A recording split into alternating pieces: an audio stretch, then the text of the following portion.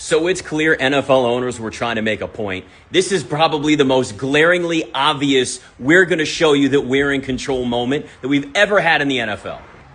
The national nightmare is over. Shedeur Sanders was finally drafted. We can all now move on.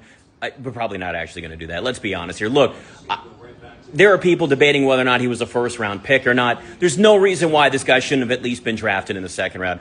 All of this stuff that comes out right before the draft, guys in their interviews, their meetings with teams, how it went, their attitude, their personality. A lot of times it's lying season. A lot of times somebody's making this up because they want to see a player drop so they can go to their team, or they want them to end up in a certain way, or a team can trade up, whatever. You believe half the shit that's actually being said this close to the draft and even during the draft. But this is different. This was a situation where it's very clear that the fame, the spotlight, and everything else surrounding Shedeur Sanders, including his dad and the profile that's obviously there, was too much for teams to handle. And you're seeing a guy that's getting all this money and his number retired, NIL deals. It feels like a pushback because it's starting to affect the NFL a little bit when it comes to NIL and when it comes to players and when it comes to the feeling of entitlement that maybe some see might be there with these guys already being stars and millionaires coming in. That's creeping into the NFL now. And the NFL owners, no, they can't have that happen.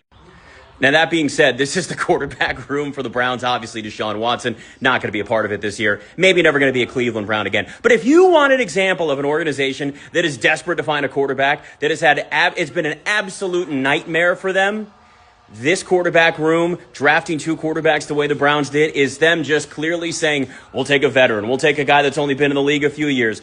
We got the overpaid guy that's hurt for the entire season. Hey, here's two rookie quarterbacks while we're at it. We'll take anybody because they're desperate. I cannot wait to see what this looks like this year in Cleveland.